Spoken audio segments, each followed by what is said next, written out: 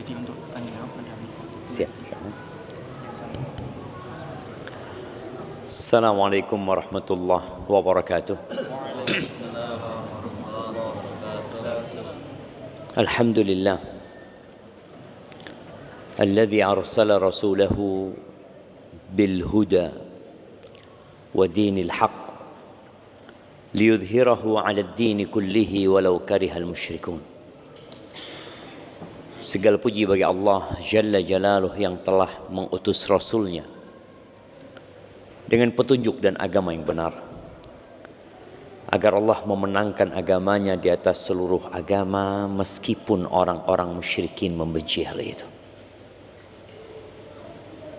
Kita tahu bagaimana Rasulullah SAW tatkala beliau mendakwahkan tauhid ini, tatkala beliau mengatakan kepada orang-orang musyrikin, qulu la ilaha illallah, bagaimana kisah siksaan dan gangguan yang diterima oleh Rasulullah SAW sendiri dan oleh para sahabatnya. Beliau sendirian di kota Mekah. Kita tahu orang yang pertama kali masuk Islam dari kalangan wanita adalah istri beliau, Khadijah. Disusul dengan Abu Bakar, Ali bin Abi Thalib, Zaid bin Harithah. Kemudian di tahun ke-10 kenabian, kota Mekah sudah tidak lagi kondusif. Setelah meninggalnya Khadijah, meninggalnya Abu Thalib, siksaan kaum Quraisy semakin menjadi-jadi. Akhirnya beliau berangkat ke Taif. Tidak berhenti menyampaikan agama Allah, walaupun ternyata di Taif yang ada gangguan. Bahkan beliau dilempari batu. Kaki beliau berdarah-darah. Padahal beliau adalah manusia terindah yang pernah menginjakkan kakinya di muka bumi. Akhirnya beliau balik lagi ke kota Mekah. Lalu beliau hijrah ke kota Madinah. Bayangan orang-orang musyrikin, cahaya Islam ini akan padam. Dan mereka berusaha dengan segala upaya untuk melakukan itu. Terjadi perang Badar di bulan Ramadan. Ana mau tanya nih, yang bukan mahasiswa, kalau mahasiswa tahu jawabannya. Ana mau tanya yang bukan mahasiswa, tanggal berapa terjadi perang Badar itu, dan berapa jumlah pasukan musuh, dan berapa jumlah pasukan umat Islam, dan berapa yang terbunuh dari kalangan kaum musyrikin? Nah, siapa yang mau jawab? Tanggal berapa? Tanggal 2 tahun 2. Tanggalnya bukan 2. Tahun kedua Hijriah, betul. Tapi tanggalnya bukan. Nah, ada usaha dari Bapak. Siapa? Taib, tanggal 17 Ramadan, sahih. Lanjut. Berapa jumlah pasukan kaum?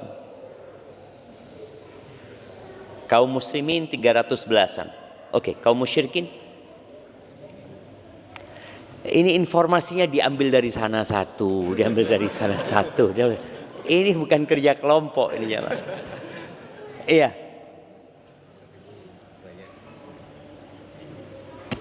Jumlah kaum musyrikin 1000. Oke, betul. Berapa yang terbunuh dari kaum musyrikin? Nah, lihat, nggak lengkap jemaah. Nah, ada hadiahnya di sini. Kayaknya dikasih sembako untuk jemaah. Tapi kalau sembako ini bisa dibagi-bagi kayaknya. Taib, mau ngelengkapi. Terus gimana cara pembagian hadiahnya? Di sini bulan dan tahunnya, di sini jumlah pasukannya. Antum menyebutkan yang terbunuh dari kaum musyrikin. Berapa yang terbunuh? 70-an. Dan yang ditawan 70 orang. Dari kaum muslimin yang terbunuh ya likuran lah. Sebutkan jamaah. Nanti kalau sudah selesai kajian antum maju ke depan, hadiahnya diambil nanti jamaah. 3 orang ini jamaah ya. Karena mereka akan bagi hadiah bertiga. Tapi subhanallah kita lihat, Allah berikan kemenangan kepada kaum muslimin. Yang mungkin kaum muslimin ada kebanggaan lah, ada kegembiraan. Tapi ternyata di tahun ketiga Hijriah, perang Uhud kalah umat Islam.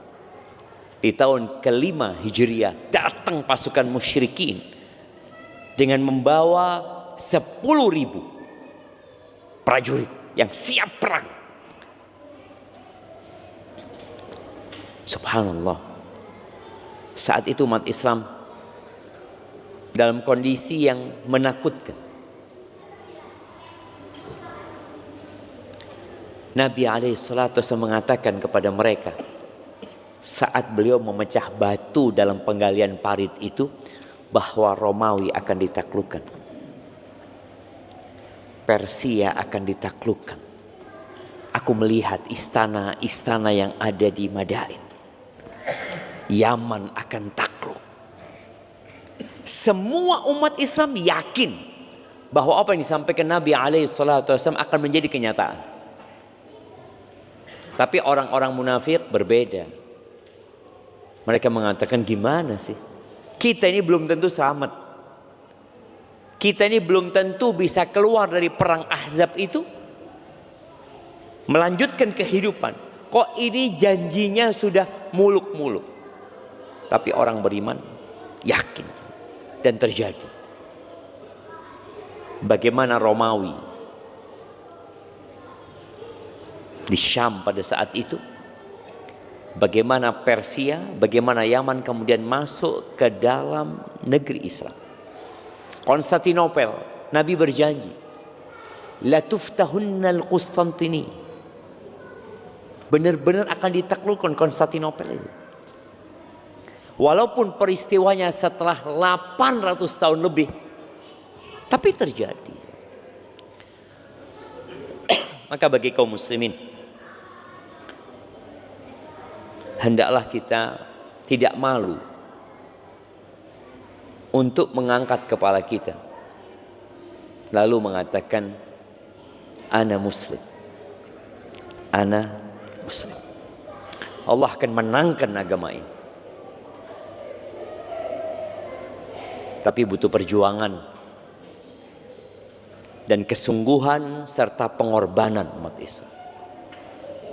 Kita akan masuk ke bulan Ramadan. Allahumma ballighna Ramadan.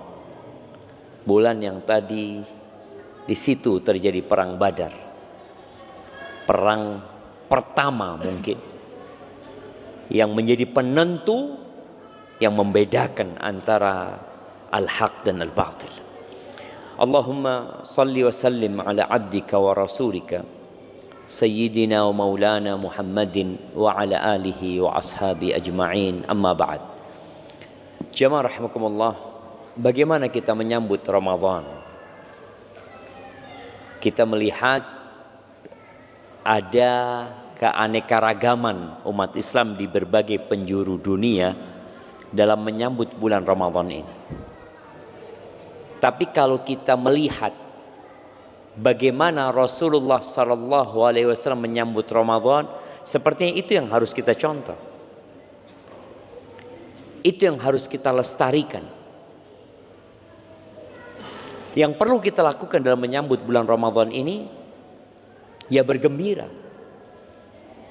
Nabi SAW bagaimana beliau menanamkan kegembiraan di hati para sahabat. Atakum Ramadan, datang nih bulan Ramadan nih. Syahr mubarak, bulan yang penuh dengan berkah. Pintu-pintu surga dibuka, pintu-pintu neraka ditutup, setan-setan dibelenggu, Tiap malam akan ada yang menyeru kepada kebaikan. Ya baghiyal khair aqbil. Wahai orang yang ingin kebaikan, ayo nih. Allah siapkan bulan itu. Wa ya baghiyasy syarr, bagi orang yang ingin berbuat jahat. Ya, masih ada kadang-kala kita keinginan berbuat dosa. Aksir, udah tahanlah engkau, berhenti gitu. Dan di bulan Ramadan itu ada vonis bebas dari api neraka. Semua orang yang ada di sini dan semua orang yang ada di bagian akhwat sana dan semua manusia yang ada di muka bumi ini, baik yang sudah mati atau yang akan dilahirkan, semuanya punya tempat di neraka. Ada tempat anak, tempat antum, ada. Neraka itu cukup untuk seluruh umat manusia dan surga itu cukup untuk seluruh umat manusia. Di malam-malam Ramadan atau di hari-hari Ramadan ada al-itqu minan nar. Ada pembebasan dari api neraka. Gembira tidak tatkala kita mendengar hal itu? Di Ramadan ada satu malam yang lebih baik dari 1000 bulan. Siapa yang umurnya 1000 bulan? Ada yang kasih hadiah. Jemaah, 1000 bulan itu kira-kira 83 plus 4 bulan. Siapa yang umurnya 83 tahun plus 4 bulan? Sepertinya orang yang umurnya segitu, kalau dia masih hidup, ada sebagian yang sehat, ada sebagian yang sudah sakit-sakit, udah gak produktif lagi. Tadi subuh ada kawan datang, dia mengatakan, Ustaz, ibu anak sudah mulai pikun Ustaz. Udah mulai pikun. Artinya ada kondisi ketika umur lanjut itu gak produktif lagi.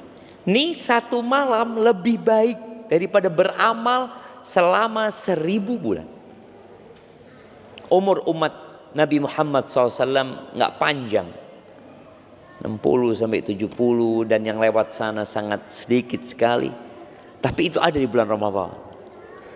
Tatkala kita tahu ada bonus itu, apa yang akan kita lakukan? Allahumma ballighna Ramadan. Kita akan berdoa, ya Allah, sampaikan aku ke bulan Ramadan. Sampaikan aku ke 10 hari terakhir dan berikan kepada aku Lailatul Qadar. Itu bagi orang yang punya visi ke depan. Di bulan Ramadan ini yang gembira siapa jemaah? Yang gembira karena urusan dunia. Pedagang. Pedagang itu malah senengnya di 10 hari terakhir ya. Apakah pemandangan ramainya pasar itu ada di masa Nabi SAW? Ada di masa para sahabat Nabi? Atau yang ramai di 10 hari terakhir itu masjid? Seperti yang kedua. 10 hari terakhir itu hari berburu Lailatul Qadar. Dan bagaimana para sahabat iktikaf. Istri-istri Nabi iktikaf. Mereka bukan iktikaf kalong kayak kita jemaah ya. Kebanyakan kita iktikafnya kalong. Berangkat malam pulang pagi. Mereka iktikafnya 10 hari full. Nggak kerja. Apa nggak cukup bekerja selama 350 tahun? Apa nggak cukup? Kalau kita berpikir, aku wis kerja 350 tahun kerja. Gimana? Oh, tahun, hari. 350 hari ya. Mungkin enggak 350 hari ya. 344 hari atau 45 hari. bekerja. Kemudian 10 hari ini apa nggak bisa aku cuti, nggak bisa aku fokus untuk mendapatkan yang 1 malam lebih baik dari 1000 bulan. Loh, tapi kan nggak wajib Ustadz. Ya sudah, kalau bicara nggak wajib ini kita kalau ketemu sama ahli fikih susah. Ustadz ini ilmunya kalah sudah. Kan nggak wajib. Iya. Emangnya hatam Quran wajib Ustadz? Oh enggak. Itu. Emangnya sholat taraweh wajib? Enggak. Emangnya ngasih berbuka orang puasa wajib? Tidak. Apa lagi? Yang mau ditanya lagi jamaah? Enggak. Tapi kalau kita bicara berapa banyak urusan dunia yang sunnah aja enggak kita lakon. Enggak ada sunnahnya. Makruh iya. Mubah. Kita cinta dengan hal itu. Sedangkan Allah mau bagi-bagi pahala sama kita. Lalu kita katakan enggak wajib. Oh, bagi yang mau memang. Bagi yang mau. Di surga itu ada derajat yang banyak sekali. Kata Allah Azza wa Jal, walikullin darajatun mimma amilu. Semua itu derajat itu tergantung amalan. Orang masuk surga dengan rahmat Allah Azza wa Jal, penentuan derajat itu disebabkan amal-amal yang kita kerjakan. Maka hibbati fillah, bergembira yang pertama. Malam ini sudah malam 10. Iya. 10 Sya'ban. Malam 10 Sya'ban berarti kita tinggal 20 hari lagi. Coba antum pikirkan apa yang ana persiapkan untuk 20 hari ini untuk menghadap Ramadan. Hal yang terpenting yang perlu kita persiapkan adalah motor kita harus bagus.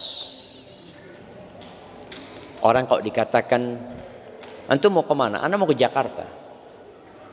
Cek dulu mobilnya. Iya, olinya sudah ganti, udah. Taib. Mesinnya bagus. Rodanya baru. Berangkat. Dan ketika berangkat hati antum nyaman. Kenapa? Karena semua sudah dicek. Tapi kalau antum berangkat ke Jakarta, ya apa? Ban 40%. Loh, 40% Jakarta antum. Gelondong nanti. Seperti itu. Terus oli sudah cair. Oli sudah cair. Aki masih bagus, tapi plus dorong. Itu ya apa sih? Antum mau berangkat ke Jakarta dengan kondisi seperti itu, yang dikhawatirkan nggak nyampe. Sampai Surabaya ditowing ke Jember. Mobil antum nantinya. Untuk menghadapi Ramadan ini loh, kita harus benar-benar genak motor kita. Dan motor penggerak itu hati. Yang kata Nabi SAW, di tubuh kita itu ada satu organ, kalau dia sehat, dia bagus, semuanya bagus. Tapi kalau dia rusak, semuanya rusak. Apa? Jantung kita nih. Ini malam 10. Terus malam 11, malam 12, malam 13, malam 14, malam 15. Malam nisfu Sya'ban. Kalau bicara malam nisfu Sya'ban ini, ada banyak cerita, ada banyak riwayat yang mungkin dikenal di masyarakat sehingga mereka merayakan nisfu Sya'ban itu dengan berbagai macam ritual. Ada yang kemudian sholat khusus di malam harinya, puasa khusus di tanggal 15-nya. Namun ternyata kalau kita melihat penjelasan para ulama tentang hadis-hadis berkaitan dengan nisfu Sya'ban ini, rata-rata dhaif dan palsu. Berkaitan dengan amalan khusus. Ada yang sahih tapi ternyata yang disahihkan oleh sebagian ulama. Hadis ini diriwayatkan oleh Al-Imam At-Tabrani, Ibnu Hibban dan Ibnu Majah, dan disahihkan oleh sebagian ulama di antara Syekh Albani rahimahullahu taala dari Mu'adz bin Jabal radhiyallahu anhu, anna Nabiya sallallahu alaihi wasallam qaal, bahwa Nabi alaihi salatu wasallam bersabda, yattali'u Allah ila khalqihi fi lailatin nisfi min Sya'ban. Allah itu memandang kepada hamba-hambanya di malam nisfu Sya'ban. Fayaghfiru li jami'i khalqihi, Allah mengampuni untuk seluruh makhluknya kecuali dua. Yang bisa jawab anda kasih hadiah. Nah, pelaku kesyirikan, qati'ur rahim, pemutus silaturahim. Oke, nggak apa-apa, kita kasih hadiahnya. Mana hadiahnya mau dikasih? Apa itu? Oh, nah, kayaknya satu. Iya, jazakallah khair, fadlan kasih kepada antum ya. Bagi-bagi sama saudara antum. Iya, dua yang tidak diampuni, musyrik wa musyahin. Musyahin ini lebih umum dari qati'ur rahim ya. Qati'ur rahim itu memutus rahim. Musyahin ini orang yang menyimpan dendam, dengki sama saudara, nggak harus kepada kerabatnya. Kalau qati'ur rahim kan berkaitan dengan kerabat saja. Tapi musyahin ini orang yang di hatinya ada kedengkian, kemudian dia tidak bertegur sapa dengan saudaranya, sesama muslim, bukan kerabat. Itu nggak diampuni sama Allah SWT. Yang Allah lihat itu adalah hati. Jadi kita harus persiapkan hati kita dari segala ketergantungan kepada selain Allah, percaya dengan khurafat ya. Kemudian hal-hal yang merusak keikhlasan kita, syirik besar, syirik kecil ditinggalkan, kemudian kedengkian sama saudara kita. Itu semua akan melemahkan kita dalam beramal. Dan ternyata di bulan diangkatnya amalan ini, tuh dua orang nggak diampuni. Innallaha la yanzuru ila suwarikum. Allah tuh nggak ngelihat kepada rupa kalian. Sebagian kita sibuk dengan rupanya, sibuk dengan mau masuk Ramadan cukur supaya ganteng kata dia. Dah dilihat gitu loh sama Allah itu. Wala yanzuru ila amwalikum, nggak lihat loh amal apa harta kalian, nggak dilihat. Pakai mobil apa ke sini, nggak dilihat sama Allah. Pakai motor apa, jamnya apa mereknya, oh cincinnya berapa hari, nggak dilihat sama Allah SWT. Wa innama yanzuru ila qulubikum wa a'malikum, yang dilihat tuh hati kalian. Dan subhanallah, kita yang duduk di sini menyimpan sesuatu di hati kita yang sebelahnya nggak tahu, tapi Allah tahu. Boleh jadi ada kedengkian dan iri, ada keinginan balas dendam, yang itu akan membuat antum jadi lemah dalam perjuangan. Maka tolong bersihkan dengan bertobat kepada Allah Azza wa Jalla, membersihkan hati kita, memperkuat amal kita insyaallah. Tapi sebelum kita lanjutkan, antum sudah kenal dengan kanan kiri antum? Enggak lagi. Setiap kajian ustadznya harus ngiling. Tapi memang ya seperti itu manusia jemaah. Nabi SAW itu di masa Nabi SAW pernah beliau itu ngomong, nyampaikan sebuah hadis. Jadi ada orang datang, Assalamualaikum. Kata Nabi SAW, asyrah, 10 kebaikan nih orang ini. Datang lagi, Assalamualaikum warahmatullahi wabarakatuh, 20. Assalamualaikum warahmatullahi wabarakatuh, 30. Habis Nabi nyampaikan tuh alaihi salatu, ada sahabat pergi nggak salam jamaah. Ya kata Nabi SAW, ya Allah baru saja disampaikan, kata Nabi SAW. Sudah hampir lupa gitu loh. Lalu Nabi alaihi salatu mengatakan, yang terakhir itu tidak lebih penting daripada yang pertama. Jadi salam itu ketika datang dan ketika pergi gitu loh jamaah. Cuma tadi bagaimana sahabat Nabi lupa jamaah. Tapi antum sudah kenal belum? Antum kenal sama yang kanan antum? Enggak. Antum? Loh dia ngarep soft pertama enggak kenalan jamaah. Yuk kenalan kabeh jamaah. Kenalkan nama, dari mana, apa profesinya.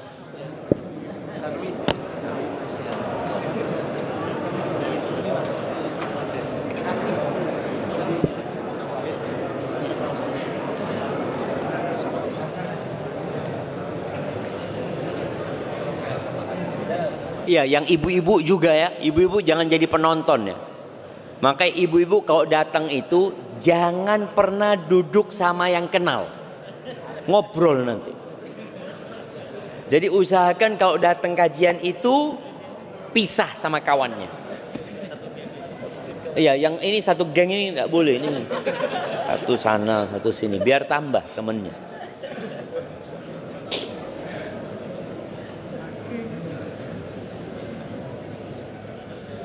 Nah, ana mau kasih hadiah buat yang kenalannya baru saja ini 5 orang. Oh, angkat tangan 5 orang ya, sebutkan. Dari Keranjingan, oke. Terus 5 orang.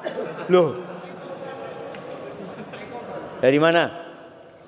Loh, lali. Ambulu. Terus dari iya, kemudian loh, pertanyaan 5, telu 5. Iya, 5. Loh, 5 orang yang kenal. Pertanyaannya kenal 5 orang barusan. Loh, 1 orang tuh enggak 5. Enggak ada kan jamaah? Oke 4, ini 3 ini barusan cuma 4. Yang bisa nyebutkan 4 baru kenal ya. Baru, ojo gengnya enggak. Kenalan, baru kenalan saat ini jam. Tidak ada kan jemaah. Yang 3 mau dikasih, enggak, kurang 2. Harus lebih semangat. Iya, ibu-ibu. Ibu-ibu, ada mic di sana ibu-ibu. Yang kenal 5, baru hari ini kenalnya. Silakan. Belum? Taib 4, kita kurangi 1. 4.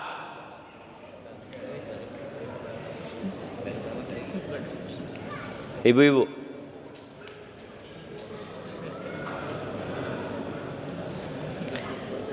Taib. Berarti masih belum ada. Taib ahibati fillah. Oh ada. Naam, tafadhal.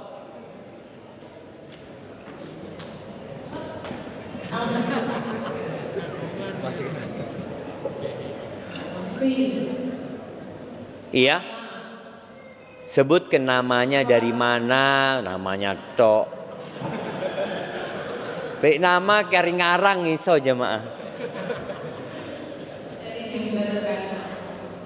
Siapa yang dari Jember? Iya, terus. Rahma. Sama dari Jember, sama. Salma, oke. Kemudian. Dahlo. Dia dari Dahlo. Iya, terus. Oh, dan Iva dari Jalan Jawa. Iva dari?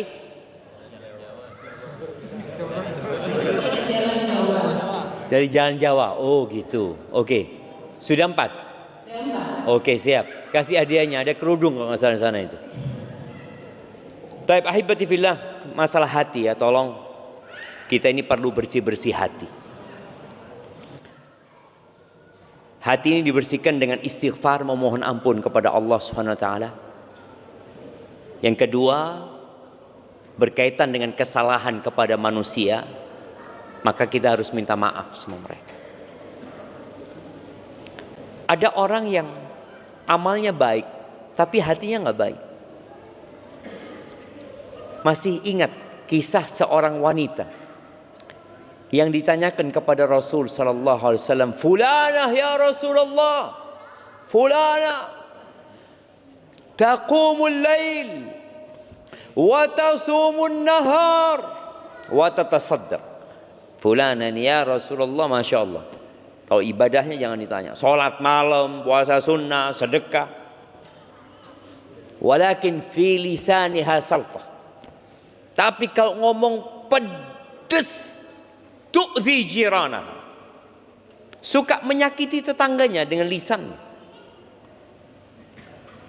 Dan lisan ini gayungnya hati. Lisan ini gayungnya. Apa gayung itu jemaah? Bahasa Indonesianya gayung. Ya.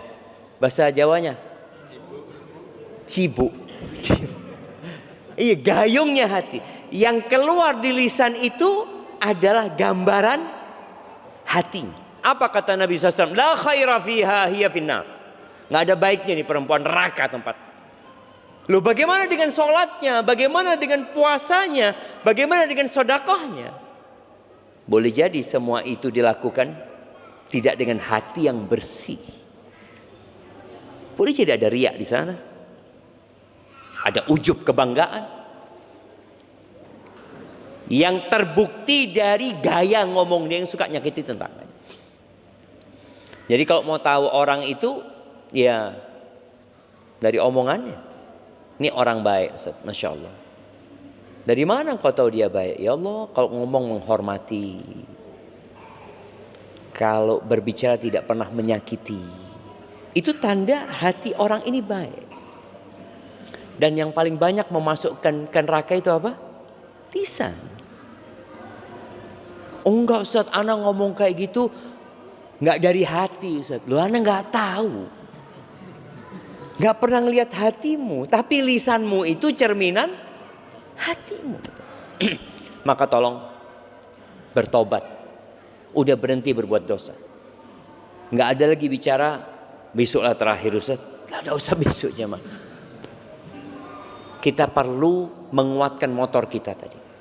Ingat yang datang kepada Hasan al-Basri tentang seorang yang nggak bisa sholat malam. Sebagian kita nih, kita udah bahas di bulan Rajab bagaimana menyambut Ramadan sebenarnya.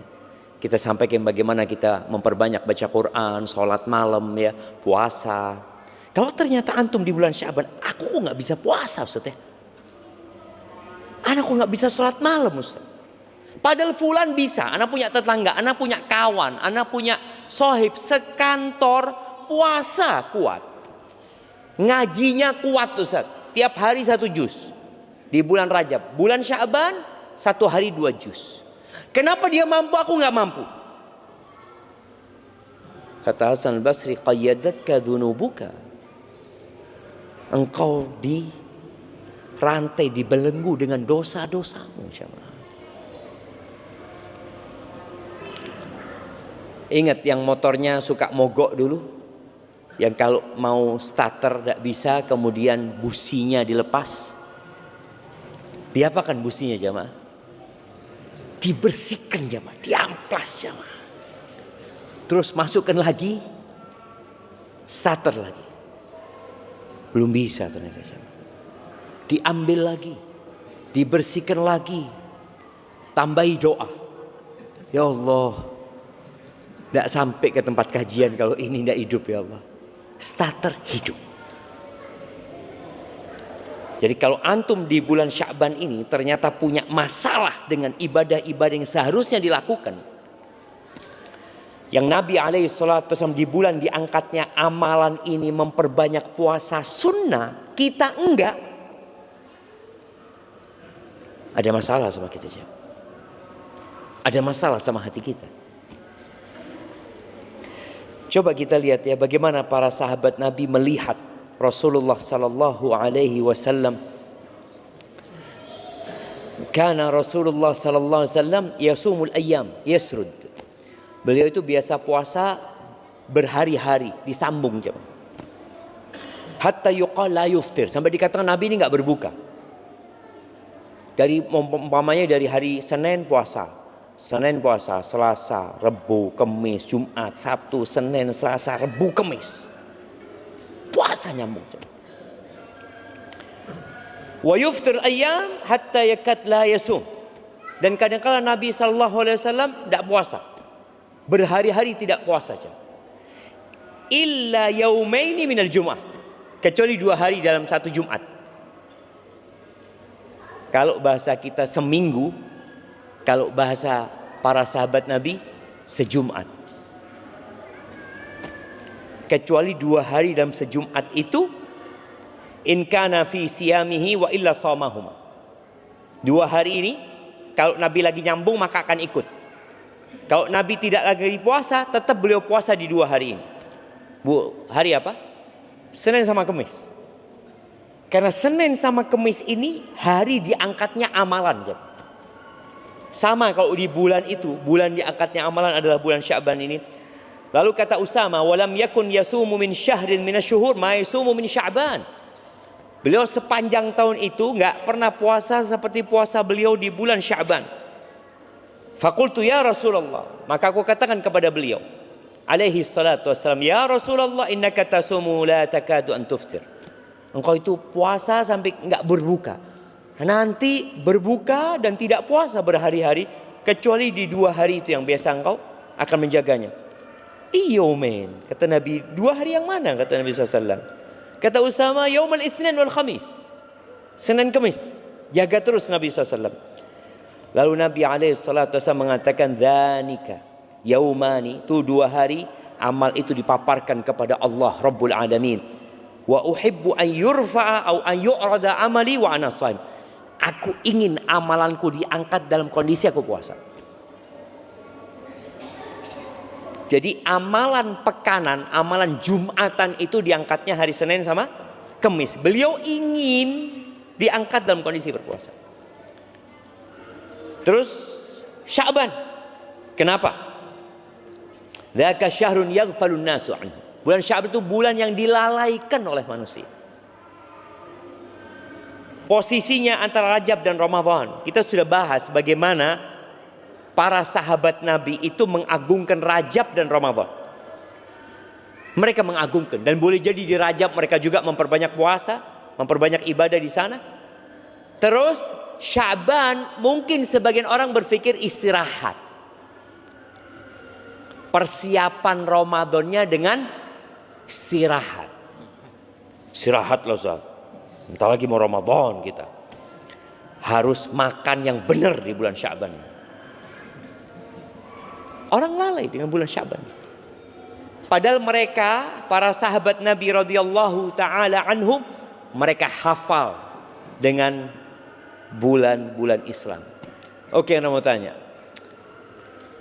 Antum sebutkan bulan-bulan Islam.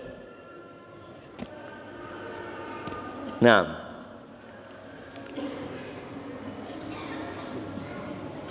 yang pertama apa? Januari. Ya Allah.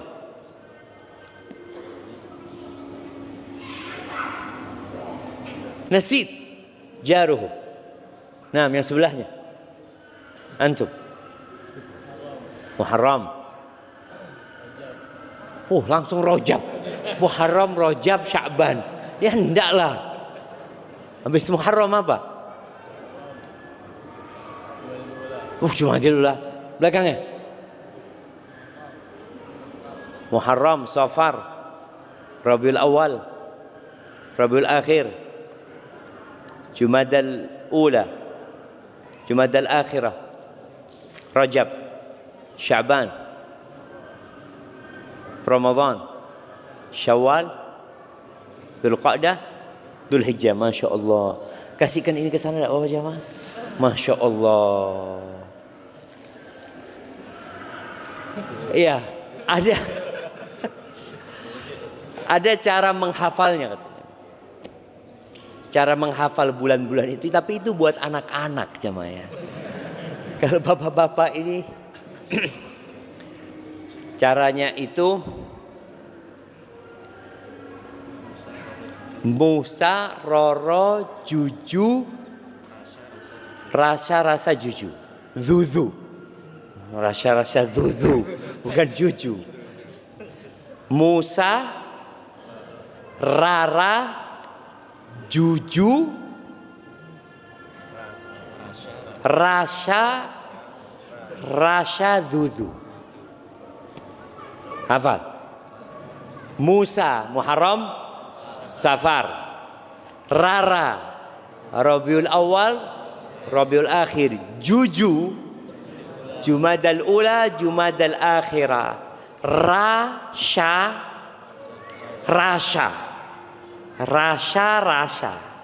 Rajab, Sya'ban, Ramadan, Syawal. Rasa, Zuzu, bukan Juju. Zuzu. Hah? Dzulqa'dah, Dzulhijjah. Musa, Rara, Juju, Rasha, Zuzu. Wes, hafal.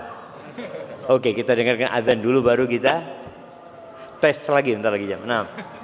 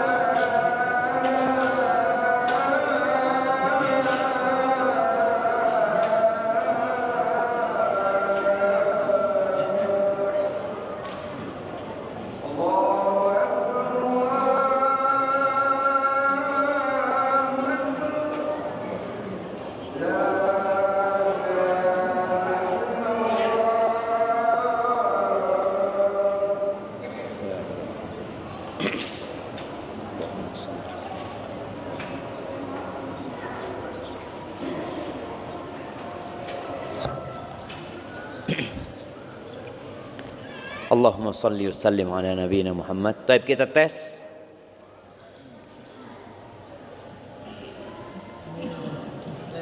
Ya. Iya, singkatan tadi. Musa, Harun. Oke. Musa, Rara, Juju, Rasha, Zuzu. Masya Allah, betul jemaah. Kasih hadiah. Nggak apa-apa, kasih kurmanya nih sama dia. Masya Allah. Ya, ibu-ibu. Kalau ibu-ibu guru TK bisa jemaah. Itu buat anak TK. Masa kita kalah sama anak TK? Ya, monggo ibu-ibu.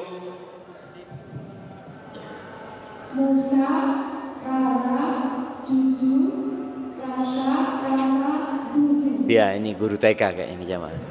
Iya, coba disebutkan. Musa, Muharram, sama Safar. Iya.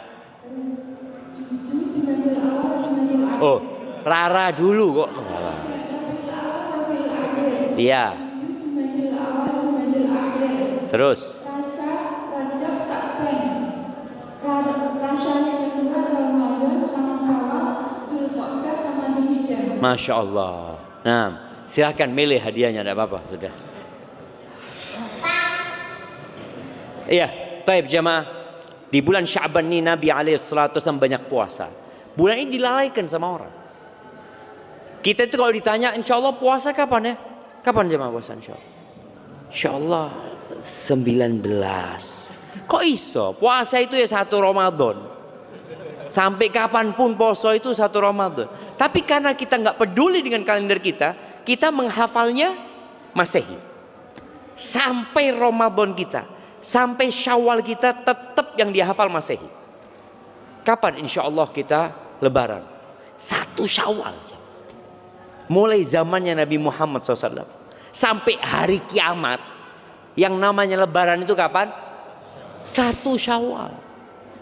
Dan ketika Nabi SAW menyebutkan banyak orang lalai, ini di masa Nabi SAW. Bagaimana dengan di masa kita? Yang pahala di waktu dilalaikan orang itu nilainya besar sekali. Al-ibadatu fil haraj kahijratin ilayya. Ibadah di waktu-waktu orang lalai, sibuk cari dunia, ini itu seperti hijrah kepada aku, kata Nabi SAW. Salat duha yang paling utama itu kapan? Hina tarmudul fisal. Yang dikatakan salatul awabin, salatnya orang-orang yang kembali kepada Allah. Itu bukan jam 7, bukan di awal siang, bukan. Tapi ketika anak onta mulai kepanasan. Anak onta itu pagi masih duduk-duduk, jemaah, lama-kelamaan kok panas, baru dia pergi. Dan biasanya di waktu itu orang sudah sibuk bekerja. Kalau mau berangkat kerja kan memang belum sibuk. Tapi coba antum sholat duha jam 10. Waduh, wis kerja, wis ini itu, wis batal wudhu, apalagi wis pakai kos kaki, pakai ini, aduh malas sudah jamaah. Maka pahalanya jadi sholatul awabin. Sholatnya orang-orang yang kembali kepada Allah. Saat mereka sibuk, ternyata antum kembali kepada Allah SWT. Dan Sya'ban ini kayak gitu. Dan di bulan Sya'ban itu diangkatnya amalan. Dan aku ingin, kata Nabi SAW, ayyurfa'a amali wa ana sha'im. Aku ingin diangkat amalanku dalam kondisi aku puasa. Baik, sebutkan 3 keutamaan puasa. Masih ada hadiahnya. Nah, 3 keutamaan puasa. Fadhal, 3. Ada 10 mungkin jamaah. Yang sudah angkat tangan tadi tidak lagi. Nah, 3 keutamaan puasa. Baik, ibu-ibu. Karena masih banyak hadiahnya ibu-ibu itu. Ibu-ibu, kenapa Nabi SAW kok beliau ingin diangkat amalannya dalam kondisi puasa gitu? Ada apa dengan puasa ini?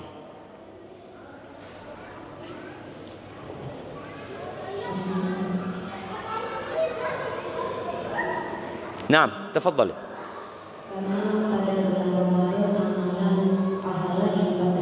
Bukan di Ramadan ya, di Sya'ban. Puasa sunnah di bulan Sya'ban. Bukan puasa Ramadan.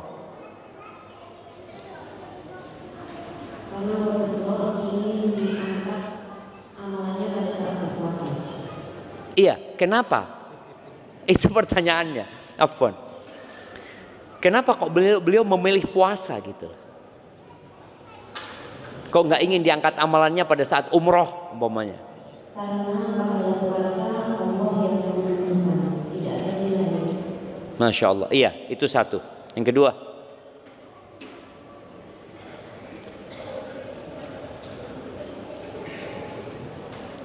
kedua karena orang yang berpuasa tidak bisa riak. Yang ketiga,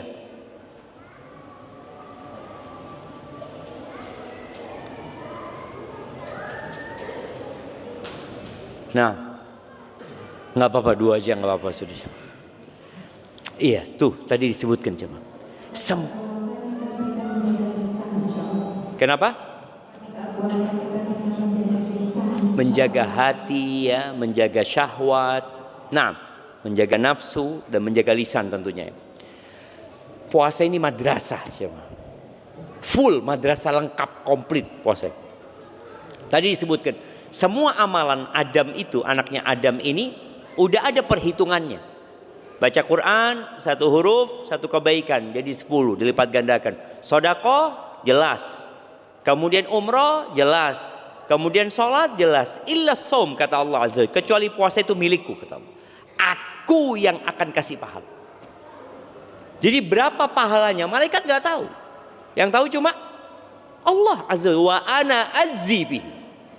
Yada'u ta'amahu wa syarabahu wa syahwatahu min ajli. Ini orang meninggalkan yang halal. Makan dia tinggalkan padahal tubuhnya butuh dengan makanan. Minum dia tinggalkan. Syahwatnya, istrinya yang halal dia tinggalin karena aku kata Allah Azza wa Jalla. Nabi ingin seperti itu. Jadi ketika diangkat amalannya ada puasa. Yang perhitungannya hanya Allah yang tahu. Kemudian orang yang puasa itu punya waktu lebih panjang lagi dalam hidup ini. Yang banyak memakan waktu kita itu adalah makan dan minum kadang-kala jamaah. Orang kalau nggak puasa selesai, nggak ada makan siang ya, nggak ada sarapan ya, nggak ada ceritanya ngopi, nggak ada ceritanya coffee break wala apa. Yang ada ibadah lagi, dia akan bisa baca Quran, dia akan dapat menghatamkan Al-Quran, dia akan menundukkan pandangan, dia akan jaga mulutnya. Orang puasa itu yang halal ditinggalin, apalagi yang haram. Dan yang terakhir buat teman-teman, persiapan untuk menyambut Ramadan ini, mulai belajar lagi fikih Ramadan. Belajar lagi, karena Ramadan ini ibadah setahun sekali ya. Kadangkala ada yang lupa, dengan kita baca, kita termotivasi, kita jadi sadar, dan doa yang banyak supaya disampaikan ke bulan Ramadan. Karena ada orang yang sampai ke bulan Ramadan tapi nggak puasa juga. Dan puasa di bulan Sya'ban ini sebagai bentuk latihan ya. Insya Allah ana yakin jam. Semoga nggak salah. Kalau antum puasa di bulan Sya'ban, nggak ada ceritanya awal Ramadan itu bingung sama takjil. Nggak ada. Nggak ada ceritanya sore-sore keliling. Kemana? Golek bengi. Di mana bengi digolek jemaah?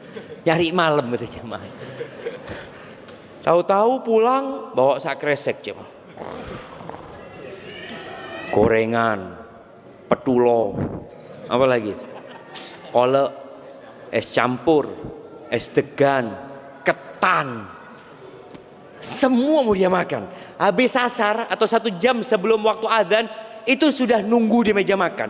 Insya Allah dilihati, dibolak-balik. Wah enak iki kok jemaah. Kalau dia biasa puasa di Sya'ban nggak akan mikir itu. Adzan pun dia mungkin sedang mandi. Tapi orang yang tidak pernah puasa itu jam dibolak-balik jam. Anu yo, kok suwi saya imam? Karena dia nggak biasa puasa sunnah. Tapi kok dia biasa puasa sunnah, dia bisa habis asar dia duduk ngaji. Katanya ada doa yang mustajab buat orang yang berbuka. Dia banyak baca doa, nggak mikir makan. Dan orang yang biasa puasa di bulan Sya'ban, kalau nggak sahur di Ramadan, bingung. Nggak bingung. Karena puasa sunnah itu nggak harus niat di malam hari. Nabi SAW kadang-kala pagi hari tanya ke rumah istrinya, ada yang bisa dimakan nggak ada? Kalau gitu aku puasa. Sahur itu sunnah, nggak wajib. Tapi orang yang tidak pernah puasa ketika tidak sahur di Ramadan, apa yang terjadi? Sak kampung tahu. Aku tidak sahur jemaah. Cerita kabeh jemaah. Status ini aku tangi pas azan jemaah. Ini loh. Ini karena dia nggak pernah puasa sunnah gitu loh. Tapi ketika dia biasa puasa sunnah, sahur ya biasa, buko ya biasa. Kenapa Nabi SAW minum air terus sholat? Kok bisa? Kita bisa? Nggak bisa. Kita minum tok Ustaz, sembayang mikiri makanan Ustaz. Kan katanya daripada mikir makan ketika sholat lebih baik makan mikirin sholat gitu loh. Ini wis makan, wis komat, tak apa-apa sudah. Timbang saya mikiri makanan. Itu tadi, gas terus gitu ya. Maka jadi lemah. Jadi ketika seharusnya dia kuat di bulan Ramadan, tarawih tidak kuat. Nah tadi, di bulan Sya'ban mulai antum sholat malam. Mulai. Usahakan antum 11 rakaat. Sudah dimulai. Sholat sunnahnya tadi 40 rakaat kalau bisa. 11 rakaat sholat malam, rawatibnya 12 rakaat plus 17, 40 rakaat. Dijaga, direncanakan. Mampu apa tidak? Kita itu nggak mau, bukan nggak mampu. Antum punya waktu. Antum kalau sudah pegang handphone 1 jam bisa scrolling. Ketika datang ke dokter diperiksa, masya Allah sehat antum punya ini. Karena sering bergerak. Yang lainnya ada bergerak jemaah.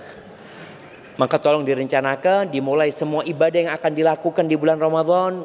Usahakan di bulan Sya'ban sudah dimulai. Muqaddimah nih, sudah latihan. Iktikaf, mulai iktikaf. Nih mahasiswa nih. Yang enggak pulang, dia punya waktu iktikaf. Sudah, iktikaf. Enggak harus puasa ya. Tapi kalau bisa antum puasa, sahurnya minum air, selesai di masjid, nanti buka baru pulang mom ya. Barakallahu fikum.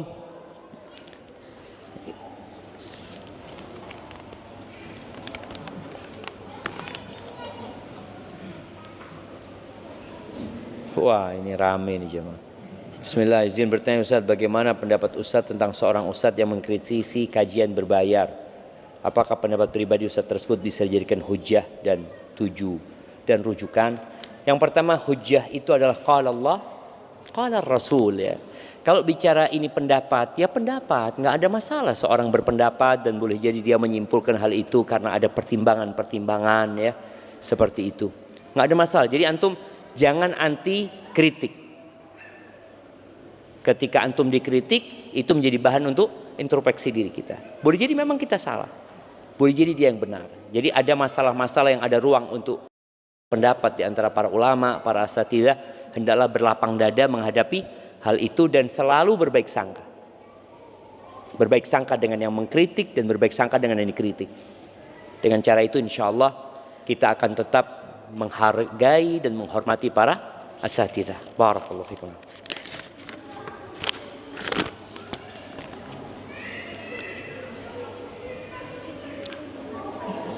Assalamualaikum warahmatullahi wabarakatuh. Ahsanallahu ilaik ya Ustaz. Ana sedang bersedih hati melihat kondisi abi ana yang sudah tidak pernah nampak di majelis ilmu di kampung halaman. Pernah ana ajak dan tanyakan kenapa tidak mau lagi hadir ke sana. Beliau beralasan orang yang hadir di masjid tersebut belum tentu merubah akhlaknya menjadi lebih baik. Ditambah lagi beliau malah kecanduan bermain TikTok, scroll, live dan segala macam yang mungkin tidak ada faedahnya. Kita lihat jemaah ya, setan itu terkadang dia membisikkan 99 pintu kebaikan yang dia maksudkan yang ke-100 yang keburukan. Jadi bayangkan bagaimana abahnya anak ini, dia nggak mau kajian karena belum tentu berubah ya. Tapi ternyata dia sibuk dengan TikTok, dengan ini tidak ada masalah gitu loh. Ini yang perlu kita waspadai. dalam menghadapi bisikan-bisikan syaitan ya kepada kita. Antum kadang-kala malas datang kajian. Kenapa? Ana datang kajian Ustaz, nggak ada yang salam sama ana Ustaz. Betul loh jemaah. Ada yang seperti itu. Ada teman yang cerita, dia ngomong, Ustaz, ana pertama datang kajian Ustaz di Surabaya. Ana datang sama istri ana, dia cerita.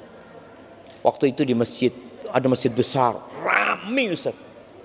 Ana duduk di tengah-tengah lautan manusia itu. Ana di WA sama istri ana. Ada yang nyapa antum, ada yang nyapa anti kata dia. Gak ada kata dia. Nafsi-nafsi. Nah itu yang terjadi kadang-kala gitu. Menyebabkan orang akhirnya gak suka datang kajian. Apa sih yang menghalangi antum untuk mengatakan Assalamualaikum, kaif halak? Ana dari sini, antum dari mana? Gitu. Apa yang menghalangi? Bid'ah. Apanya yang bid'ah aja mah? Titik bid'ah gitu kan. Malah kita dianjurkan untuk ketika berjumpa untuk mengucapkan salam dan bersalaman gitu loh. Itu sunnah yang kita tinggalkan. Lalu kita mengaku ahlus sunnah wal jamaah. Pertanyaannya Ustaz, bagaimana sikap kami sebagai anak terhadap perilaku abi, dan bagaimana membujuknya agar kembali ke majelis ilmu dan meninggalkan hal-hal yang tidak berfaedah tersebut? Dan apakah benar perilaku beliau merupakan sikap puber kedua? Syukran Ustaz. Ono tak puber kedua jemaah? Ya, ahibati fillah. Apa sikap anak? Sikap anak terhadap orang tua yang seperti ini, yang pertama mendoakan. Yang kedua, kalau bisa ketemu. Artinya ini kan di kampung. Anaknya boleh jadi ada di tempat lain. Anaknya di Jember. Kalau kita kasih nasihat pakai surat, ya nggak apa-apa. Antum tulis surat sama orang tua, jangan WA ya. Tulis surat yang di print, kirimkan ke orang tua pakai pos, biar dibaca, biar enak bacanya. Kalau memang berjauhan. Apa yang disampaikan? Sampaikan kepada orang tua tentang kecintaan antum sama orang tua. Yang kedua, ucapan terima kasih kepada orang tua. Yang ketiga, permohonan maaf karena belum bisa berbakti secara maksimal. Yang keempat, harapan. Nah, di keempat inilah yang antum sampaikan berkaitan dengan orang tua tadi. Sampaikan tentang keutamaan majelis ilmu. Di majelis ilmu itu apa saja keutamaannya gitu loh. Setelah disampaikan keutamaan majelis ilmu, kemudian bicara tadi masalah waktu, di mana modal orang hidup itu waktu. Kalau ayah menghabiskan waktu dengan hal-hal yang tidak berguna, apa manfaatnya buat ayah gitu loh. Mungkin seperti itu. Jadi sharingnya itu tidak ngasih tahu, tapi ngajak orang tua untuk berpikir. Semoga dengan cara seperti itu Allah berikan hidayah. Bismillah, izin bertanya Ustaz, apakah boleh melanjutkan makan sahur sementara adzan subuh sudah berkumandang dengan alasan agar tidak mubadzir? Enggak apa-apa sampai zuhur sekalian jam.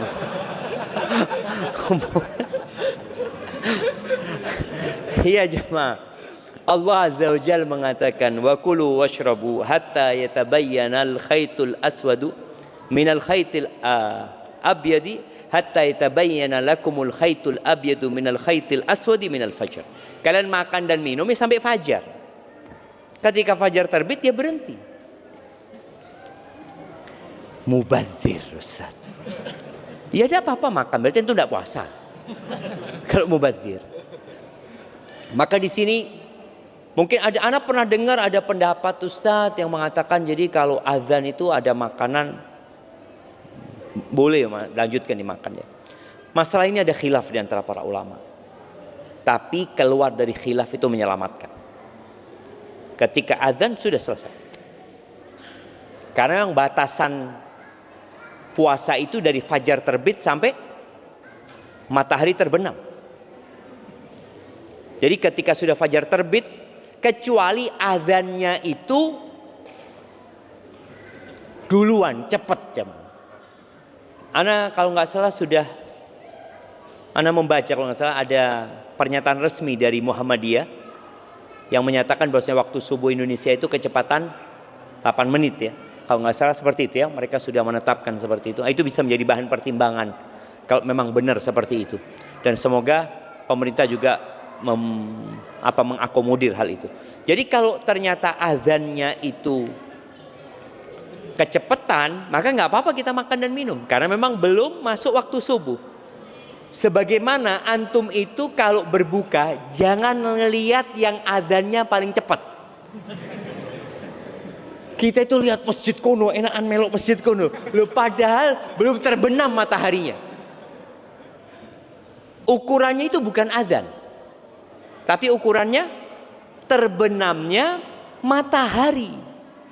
Karena ada beberapa masjid, ana pernah sakit hati sama salah satu masjid ya. Nggak azan-azan, ternyata buko disik ya, yang di masjid itu dia pas masuk waktu, dia kan ngerti hukum fikih ya, tahu oh sudah masuk waktu, makan mereka jamaah. Kita yang di rumah nunggu udah azan seperti itu. Ternyata mereka buko disian. Ini nggak boleh juga gitu. Artinya orang di masyarakat itu nunggu, maka tolong ya disampaikan kalau sudah masuk waktu. Boleh yang azan itu minum dulu, kalau sudah masuk waktu ya dia minum kemudian dia azan karena sudah masuk waktu seperti itu. Jadi ingat, harus dipastikan kita dianjurkan mensegerakan berbuka kalau sudah pasti. Kalau ragu tunda. Seperti itu. Barakallahu fiik. Ini ada pertanyaan terakhir. Mohon saran untuk kami agar mudah untuk memaafkan orang lain. Karena hati saya sulit untuk memaafkan dan seringkali ada dendam terhadap kesalahan-kesalahan orang lain meskipun itu orang tua kita. Jazakallahu khairan. Ahibati fillah. Siapa yang tidak pernah mengecewakan orang lain? Masih ada hadiahnya. Kita itu kadang-kala merasa orang yang paling tersakiti dalam hidup ini. Kita merasa nggak pernah nyakitin orang lain. Kalau sudah bicara orang tua, apalagi ibu kita itu punya kebaikan dan bapak kita punya kebaikan, yang kita lupa dengan kebaikan itu karena memang kita nggak punya memori di sana. Buat para wanita ya khususnya, yang mungkin dia dikecewakan sama ibunya, kemudian ya ada ibu yang pilih kasih kadang-kala sama salah satu anaknya, bapak juga seperti itu, akhirnya dia jadi nggak suka sama ibunya. Ketahuilah, ibumu pernah mengandungmu 9 bulan yang kau nggak tahu.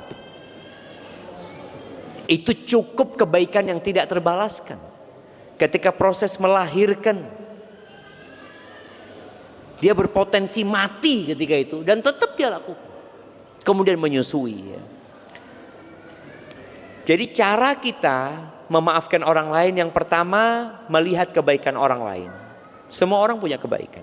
Yang kedua melihat kepada diri kita. Kita ini berbuat salah terus-terusan ya, sama Allah Azza wa Jalla. Berapa banyak orang yang kita sakiti namun kita nggak sadar. Yang boleh jadi nanti pada hari kiamat, ketika antum di sidang, kita tahu ada orang yang pada hari kiamat datang membawa pahala sholat, membawa pahala sodako, pahala ibadah yang lainnya. Udah orang ini punya pahala banyak jam. Tapi ternyata yang nuntut dia banyak. Ternyata salah satu yang nuntut istrinya sendiri. Bayangin jam. Yang nuntut anaknya sendiri. Yang nuntut muridnya sendiri mungkin. Yang nuntut tetangganya sendiri, datang dia nuntut. Tahu-tahu pahala yang antum kumpulkan selama ini habis ya. Maka kita disuruh memaafkan orang lain agar orang itu nanti memaafkan kita juga, agar Allah memaafkan kita. Jadi tatkala antum disakiti sama orang, antum harus tahu ana banyak berbuat salah. Makanya Abu Bakar Siddiq ini sahabat yang paling top nomor 1 yang dijamin masuk surga. Dan dia pernah disakiti dengan sesuatu yang membuat Abu Bakar nggak mau memaafkan. Putrinya dituduh berzina. Dan yang menyebarkan isu itu sepupunya Abu Bakar sendiri, yang tiap bulan atau tiap waktu dikasih santunan sama Abu Bakar. Gara-gara itu Abu Bakar bersumpah tidak mau memaafkan Mistah. Lalu Allah tegur, wala ya'tali ulul fadli minkum was-sa'ati an yu'tu ulil qurba wal masakina wal muhajirina fi sabilillah falyafu wal yasfahu ala tuhibbuna an yaghfirallahu lakum. Kata Allah, jangan sampai itu ada orang-orang yang Allah kasih rizki lebih, Allah kasih keluasan rizki, kemudian dia bersumpah tidak mau ngasih. Sumpah Abu Bakar kerabatnya, tidak mau ngasih kerabatnya, orang miskin, orang yang muhajir fi sabilillah, Mistah itu. Hendaklah mereka memaafkan, udahlah nggak usah dikasih hukuman atas kesalahannya itu, sudah dilupakan. Lalu Allah katakan, ala tuhibbuna an yaghfirallahu lakum? Apakah kalian nggak suka diampuni sama Allah SWT? Kata Abu Bakar, bala, iya ya Allah, aku ingin diampuni ya Allah. Abu Bakar merasa punya salah. Maka dengan itu Abu Bakar memaafkan dan bersumpah tidak akan pernah mencabut santunan yang diberikan kepada Mistah. Maka ini menjadi pelajaran buat kita bersama. Jadi kalau antum sulit memaafkan, ingat antum punya banyak salah sama Allah. Dan kalau bicara salahnya kita, salah kita itu kita ulangin ya. Kita ulangin, terus kita ulangin, kita tobat, kita ulangin. Pagi kita istighfar, sore kita istighfar, malam Lailatul Qadar kita mengatakan Allahumma innaka afuun tuhibbul afwa fa'fu anni. Terus Allahumma innaka afuun, ya Allah sesungguhnya Engkau Maha Pemaaf, Engkau cinta dengan maaf, maafkan aku ya Allah. Lalu kita mengatakan kepada saudara kita, tiada maaf bagimu. Boleh jadi kita nggak dimaafin sama Allah. Maka kita memaafkan orang dalam rangka mencari maaf Allah buat kita. Hadza wallahu a'lam bissawab. Itu yang dapat kita kaji pada kesempatan kali ini. Ada hadiah terakhir. Iya, tinggal satu lagi. Ini yang satu buat 3 orang tadi itu. Nah, iya, pertanyaannya,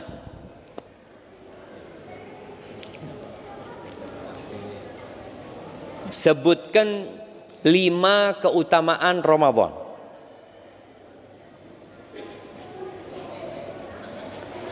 Ayo jemaah, sini belum ada yang dapat hadiah sini. Oke. Nah,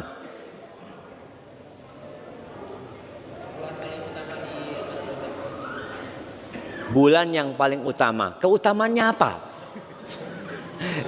Keutamaan yang ditanya.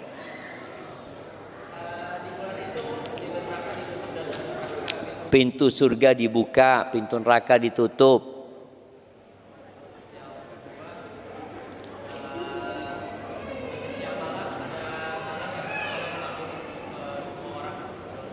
Ada pembebasan dari api neraka. Ya.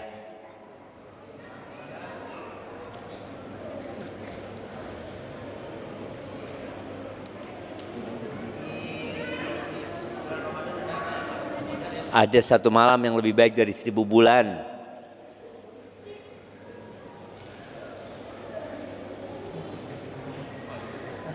Terus setan dibelenggu.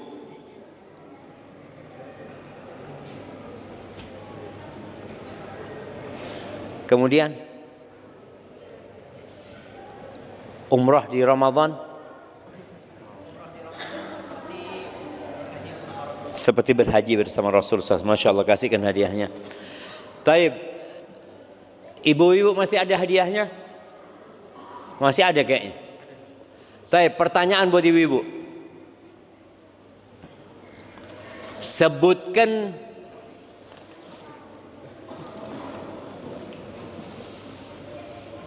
Sebutkan apa jemaah? Iya. Sebutkan 9 istri Nabi Muhammad SAW. Naam, tafadhali.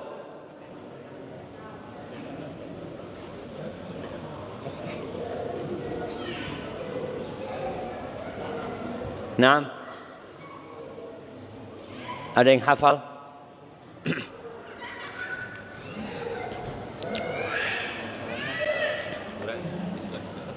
Siti Khadijah. Siti. Iya, tidak apa-apa. Siti Khadijah itu dari Sayyidati yang naam, tafadhal. Khadijah radhiyallahu anha. Naam. Saudah, Aisyah, Zainab, Ummu Salamah, Zainab binti Jahsi, Juwairiyah, sama Ummu Habibah. Sudah 9. Iya Ustaz. Oke, nggak apa-apa, kasih hadiahnya sudah siapa? Kurang 1 kayaknya. Nggak apa-apa lah. Sofia. Ada Sofia, ada Hafsah ya. Barakallahu fiik. Semoga Allah mudahkan. Dan ada kalau masih tersisa 1 hadiah lagi buat yang paling tua di sana. Mak-mak paling tua. Ada enggak? Yang umur 84? 70? Ada apa enggak? Yang paling tua? Udah ketemu? 64 Ustaz. Paling tua 64. Ada yang lebih? 66. Ada yang 66. Ada yang lebih? Enggak ada Ustaz. Oke, yang 66 sudah ya. Jazakallahu khair. Subhanakallahumma bihamdika asyhadu an la ilaha illa anta astaghfiruka wa atubu ilaik. Wassalamualaikum warahmatullahi wabarakatuh.